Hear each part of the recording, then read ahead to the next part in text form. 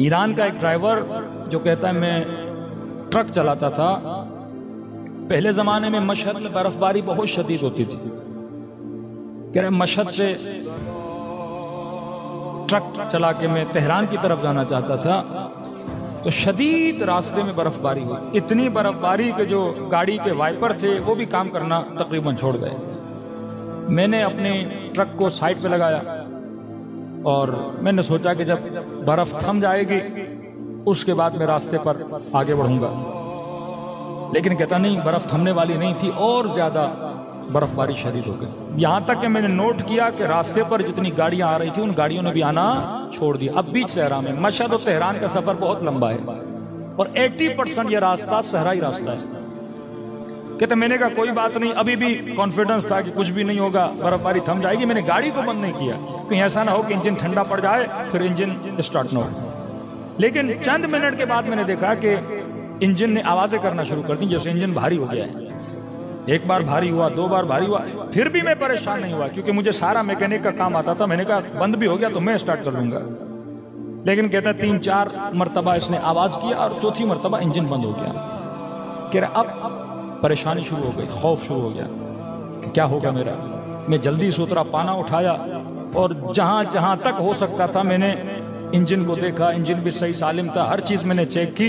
गाड़ी को स्टार्ट करना चाहा, गाड़ी स्टार्ट नहीं हुई। इतने में कहता है मैं गाड़ी के कमरे में आके बैठ गया। बस ये था कि अंदर बर्फ नहीं आ रही थी, लेकिन सर्दी वही थी जो बाहर वाली सर्दी थी। अब कहता है मौत की याद आने लगी मुझे। मैंने कहा ड्राइवर अब तो तू मर गया, इतनी सर्दी, सामने से कोई गाड़ी नहीं, इंजन भी बंद हो गया। और आहिस्ता आहिस्ता मैंने महसूस किया कि मुझ पर गुनूद की तारी हो रही है। मैं समझ रहा था कि ये गुनूद की नींद की नहीं है, अगर आंख लगी तो यहां मैं मर जाऊंगा। कहा ना कहीं अपनी नस्लों के जहनों में इमामत के नजरिए को मजबूत करोगे तो ये बच जाएंगे।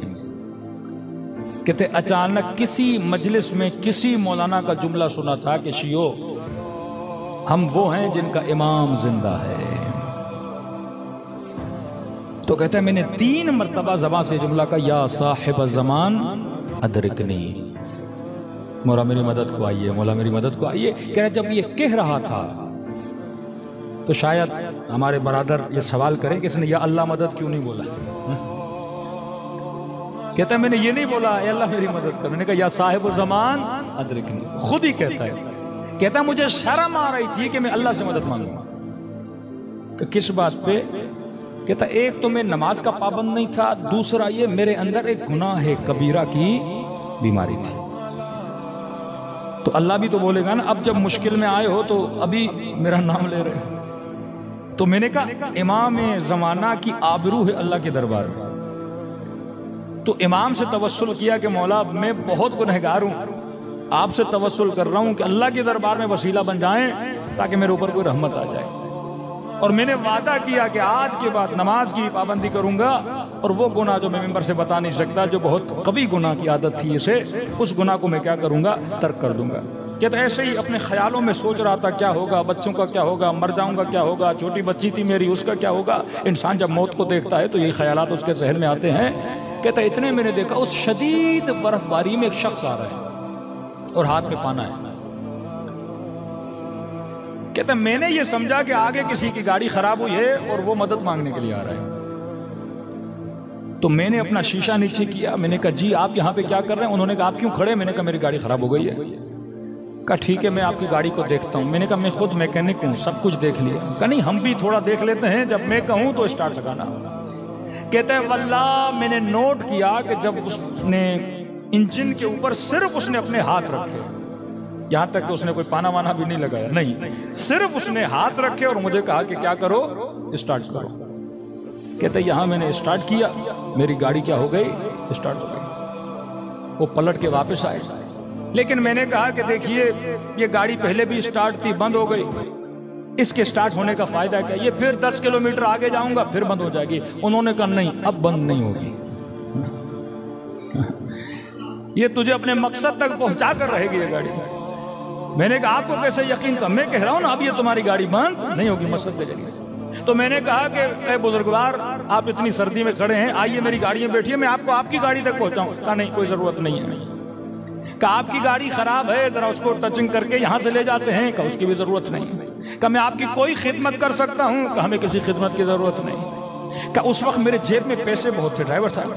मैंने कहा आपको जितने पैसे चाहिए, जो मेरे जेब में मैं आपको दूंगा। मैं बगैर शुक्रिया के आपको कैसे जाने दूं? आपने मेरी जान बचाई। इतनी सर्दी में अगर कोई ना होता मैं मर जाता। कहा नहीं, हमें पैसों की भी जरूरत नहीं है, अपने पैसे अपने पास रखो। मैंने कहा कुछ तो करूं मैं आपके लिए, बताइए मैं क्या कर सकता हूं आपके लिए, आपने जान बचाई है मेरी। कहा कुछ नहीं, बस जो 2 वादे किए हैं ना मुझसे, उन वादों पे अमल करो। हाँ? कहा बस ये कहना था, वो मेरी आंखों से ओझल हो गए। ये ड्राइवर कहता है मैं गाड़ी से उतरा, कभी इधर दौड़ूं, कभी उधर दौड़ूं, कभी गाड़ी के पीछे जाऊं, लेकिन मुझे नजर नहीं आते। कहते हैं गाड़ी स्टार्ट की, वहां से लेकर घर तक मेरे आंसू नहीं रुके कि मैं कितना बदबख्त था। मेरा इमाम ज़माना खड़ा था, लेकिन मैंने अपने इमाम ज़माना को पहचाना नहीं।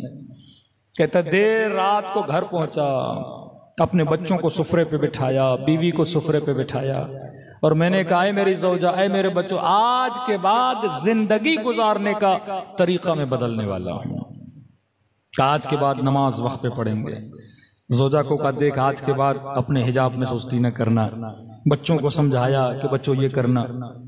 कब मेरी बीवी इतनी खुश हुई, कहने लगी कि मैं तो कब से चाहती थी तू दीनदार बने, लेकिन तू दीनदार नहीं बनता था। लेकिन ये बता तेरे अंदर तब्दीली कैसे आई? इसने वाकया सुनाया कि इमाम ज़माना मुझे नजर आए थे, मौला ने मेरी जान को बचाया। कहता जब ड्राइवरों के बीच में गया, या अजान का वक्त हुआ, सारे ड्राइवर चले गए खाना खाने। मुझे कहा तू भी चल खाना खा। मैंने कहा नहीं, पहले मैं नमाज पढ़ूंगा, बाद में खाना खाऊंगा। ताज्जुब करने लगे, आज तू बड़ा मुत्तकी बन रहा है, आज तू बड़ा परहेजगार बन रहा है। ताने देने लगे, इतने दिन तू क्या करता था, आज कैसे बन गया? कि ये मेरा कमाल नहीं है, ये फर्जंद ज़हरा का कमाल है। तो कभी कभी इस तरह से जिनके अकीदे बातिन में मजबूत होते हैं, अहले बैत ज्यादा अकीदों को मजबूत कराने के लिए अपनी ज़ियारतें करवाते हैं। सलवात पढ़े मोहम्मद व आले मोहम्मद।